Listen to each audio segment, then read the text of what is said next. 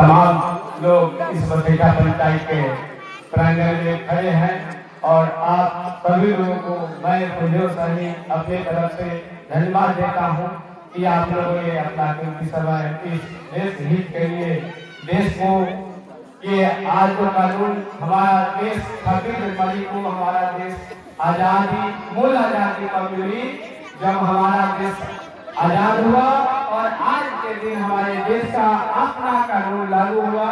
इसीलिए हम लोग इस 26 जनवरी के पर्व को मनाते हैं। और साथियों करीब करीब 200 साल पुरानी हम लोग वो अंग्रेजों के द्वारा हमारा देश गुलाम था और इस गुलामी को तोड़ने के लिए तमाम वीर पुरुष ने अपना बलिदान दिया और लगातार संघर्ष करने के बाद हमारा देश आजाद हुआ। और हमारा देश आजाद हुआ ऐसे ही आजाद नहीं हुआ, बहुत सारी कुर्बानियां देनी पड़ी और तब जाके हमें ये तिरंगा निशान मिला। और इस तिरंगे निशान का जो 3 रंग है, इस 3 रंग का विद्वानों ने एक रंग का कारण जो जितनी संघर्ष हुआ उसका एक रंग हुआ। इस रंग में केसरिया रंग जो बलिदान का प्रतीक है, जो बलिदान देकर हम लोगों ने आजादी इस देश को दिलाई।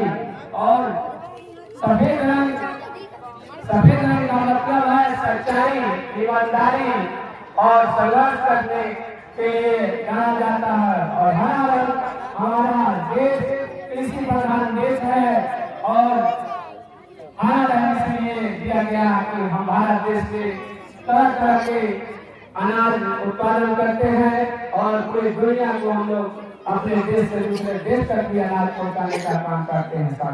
साथियों कहने की बहुत सारी बातें हैं, लेकिन इतना ध्यान रखना चाहिए कि हम जहाँ पे हैं शुरुआत वहीं से होनी चाहिए। हम अच्छा करेंगे तो आने वाला भविष्य भी हमारा अच्छा होगा।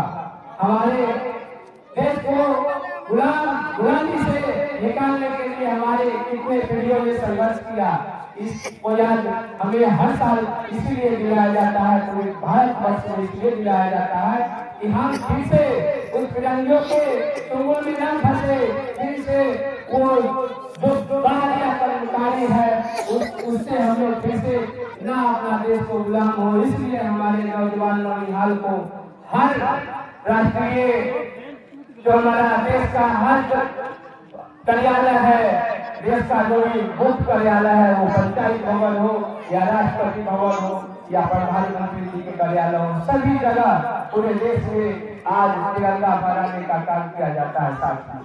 साथियों आप अपने पंचायत में कैसे विकास करेंगे और कैसे आपकी मूलभूत सुविधाओं को पहुंचाया जाएगा, इसके लिए हमारे गांधी जी ने पंचायत का स्थापना किया था।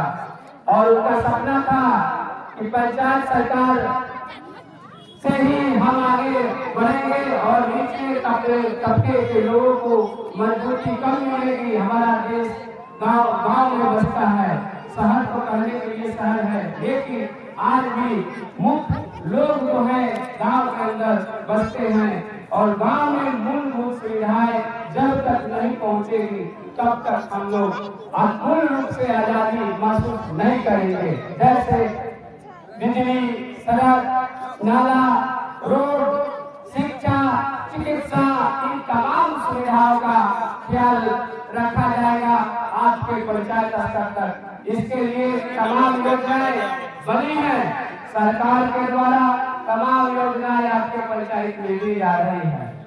10 कागज है उसको मूल रूप से लागू करने का, ईमानदारी से काम करने का और पंचायत का विकास करने का काम।